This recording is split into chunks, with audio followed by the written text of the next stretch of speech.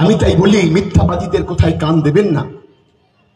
আমি দেখেছি কখনো এই প্রাণগঞ্জ অঞ্চলের বড়ালি, কখনো নারায়ণপুরে অঞ্চল, কখনো জাউলগাছি অঞ্চল, এখানকার যিনি বিধায়ক 5 বছরে যিনি কোনো কাজ করতে পারেনি, জনসংযোগের নাম করে মিথ্যা কথা বলে একটা টেবিল নিয়ে বসে পড়ে।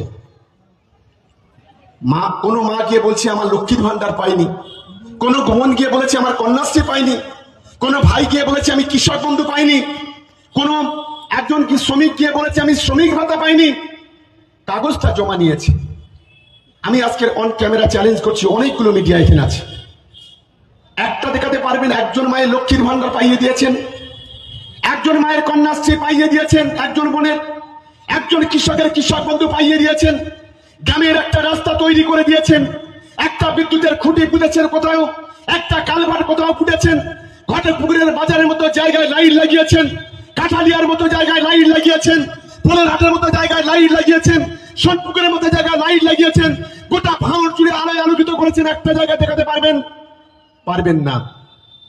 গত 5 বছরে যদি ভাঙড়ে একটুকু উন্নয়ন হয়, সেটা মমতা বন্দ্যোপাধ্যায়ের হাত ধরে, অভিষেক বন্দ্যোপাধ্যায়ের হাত ধরে তৃণমূল কংগ্রেস করেছেন। এটা আপনারা কিছু করতে পারেননি। আমি আহসান ভাইকে তো ধন্যবাদ জানাবো। কোনো মায়ের যদি, কোনো ভাইয়ের যদি কোনো ঔষধ কিনতে হয়, কোনো প্রেসক্রিপশন নিয়ে আসে, সে ওষুধ কিনে দেয়।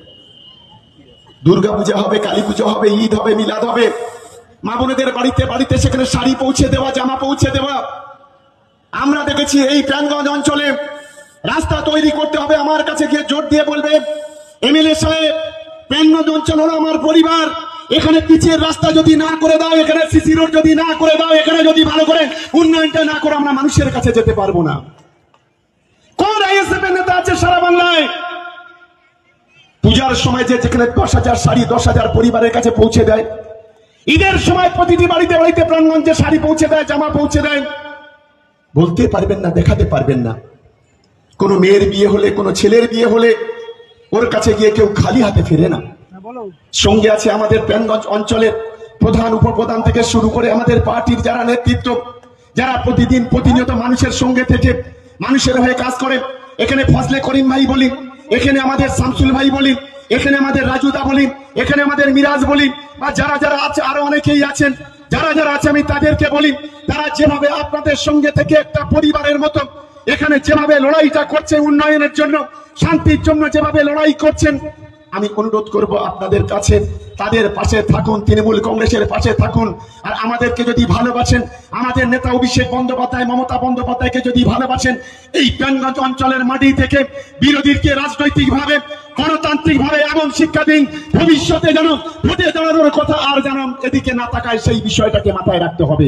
কি পারা যাবে? করা পারবেন? হাত তুলুন তো দেখি, একটু দেখি আমার মা বোনেরা, দেখি। ধন্যবাদ সকলকে। আমি জিজ্ঞাসা করতে চাই, নওশাদ সাহেব, আপনি ভাঙড়ে বড় বড় কথা বলছেন, আপনি যে বিধানসভায় জন্মগ্রহণ করেছেন, সেই বিধানসভায় তৃণমূল কংগ্রেস 60,000 70,000 ভোটে কেন জেতে? আপনি কেন সেখানে জিততে পারছেন না? আপনি নিজেকে পীর জাদা বলে দাবি করেন, আপনি নিজেকে পীরের সন্তান বলে দাবি করেন, আর কেন মাথায় টুপি দিয়ে মিথ্যা কথা বলেন? এই প্রশ্নটা আমি আপনাকে করতে চাই। ভাঙড়ের 7টা খুনের জন্য দায়ী কে? আপনি। আপনার নাম হচ্ছে নওশাদ, ভাঙড়ের বিধায়ক। বিলকিসের ধর্ষণকারীকে আপনি। এটা আমি বলছি না, বিলকিস বলছে। ভাঙড়ের অনুন্নয়নের জন্য দায়ী কে? আপনি। ভাঙড়ের অশান্তির জন্য দায়ী কে? আপনি। আর প্রতিনিয়ত এসে এখন একটু ঘন ঘন দেখতে পাচ্ছি, আগে তো আসতেনই না, আপনি নাকি বড় নেতা, সারা বাংলাতে ঘুরে ঘুরে বেড়ান, তা হঠাৎ করে এখন আবার আসছেন কেন? ভোট আসছে বলে? অনেক হয়েছে, ডাল ভাত, মাছ ভাত, মাংস ভাত অনেক 21-এ খেয়েছো। আমাদের কিছু দালাল, কিছু গাদ্দার, কিছু বেঈমান, বিশ্বাসঘাতক মির্জাফর, যারা আমাদের দলে থেকেছে মমতা বন্দ্যোপাধ্যায়কে শিক্ষা দেওয়ার জন্য। রেজাউল করিমকে যেহেতু মমতা বন্দ্যোপাধ্যায় প্রার্থী করেছিলেন, অভিষেক বন্দ্যোপাধ্যায় প্রার্থী করেছিলেন, তাই তো সেদিন কেউ কেউ ভিতরে ভিতরে বলেছিল মমতা বন্দ্যোপাধ্যায়কে, অভিষেক বন্দ্যোপাধ্যায়কে শিক্ষা দিতে হবে, ভাঙড়টাকে আইএসএফকে জেতাতে হবে, এই ধরনের কথা যারা বলেছিলেন, আমি মমতা বন্দ্যোপাধ্যায়, অভিষেক বন্দ্যোপাধ্যায়কে ধন্যবাদ জানাবো। ঘাট ধরে তাদেরকে দল থেকে বের করে দিয়ে ভাঙড়ের পবিত্র মাটিটাকে আরো বেশি পবিত্র করে দিয়েছেন। এবারে হলো আমাদের কাজ, এবারে হলো আমাদের কাজ। যেভাবে আমার মা বোনেরা ঘর থেকে বেরিয়ে আসছে, যেভাবে আমার ভাই বোনেরা ঘর থেকে বেরিয়ে আসছে, আমি নিশ্চিতভাবে মনে করি এই গোটা ভাঙড় জুড়ে জনবিপ্লব তৈরি হবে, গণ আন্দোলন তৈরি হবে মিথ্যাবাদীদের বিরুদ্ধে। এই কেউটো সাপ টুপি মাথায় দিয়ে মিথ্যুকদের বিরুদ্ধে আগামী দিনে গোটা ভাঙড় জুড়ে মানুষ বেরিয়ে পড়বে।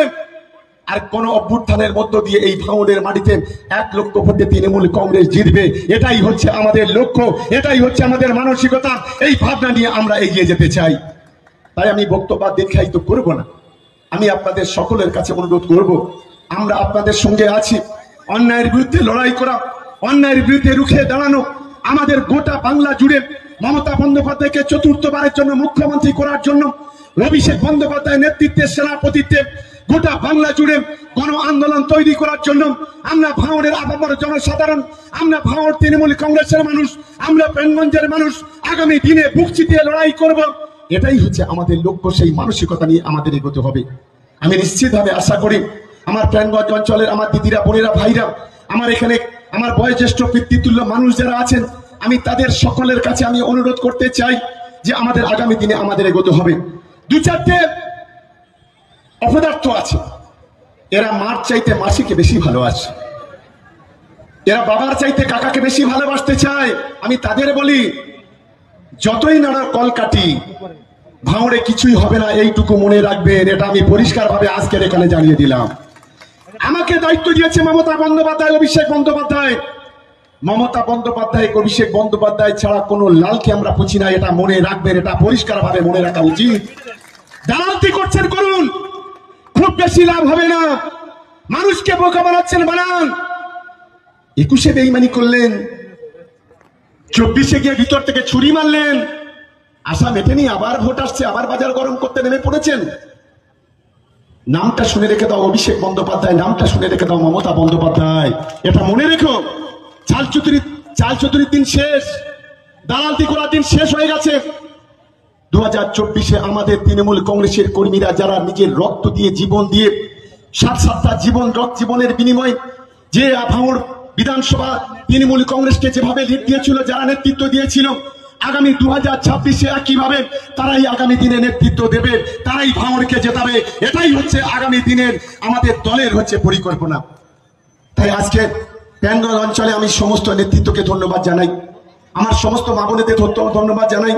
এখানে যারা গত 3-4 দিন 5 দিন ধরে এখানে স্টেজ থেকে শুরু করে, এখানে সাজানো গোছানো ডেকোরেশন থেকে শুরু করে, যেভাবে মাথার ঘাম পায়ে ফেলে আজকে যেভাবে এখানে কাজ করেছেন, আমাদের এই বুথগুলো যারা নেতৃত্ব আছেন, বুথ সভাপতি, পঞ্চায়েত সমিতির মেম্বার, পঞ্চায়েতের মেম্বার, যুবর সভাপতি, যুবর সেক্রেটারি, বুথ কমিটির সদস্য, অঞ্চল কমিটির সদস্য, ব্লক কমিটির সদস্য, বিধানসভা কমিটির সদস্য, যারা এই নারায়ণগঞ্জ অঞ্চলের মাথার ঘাম পায়ে ফেলে এইভাবে সুন্দরভাবে ডেকোরেশন করেছেন, তাদের দলের পক্ষ থেকে আমি ধন্যবাদ জানাচ্ছি।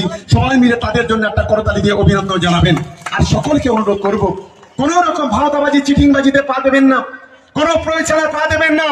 যেভাবে গত 24-এ লোকসভা নির্বাচন আপনারা করেছেন, আগামী দিনে সেইভাবে লড়াইটা করবেন, সেইভাবে ঐক্যবদ্ধ হবেন।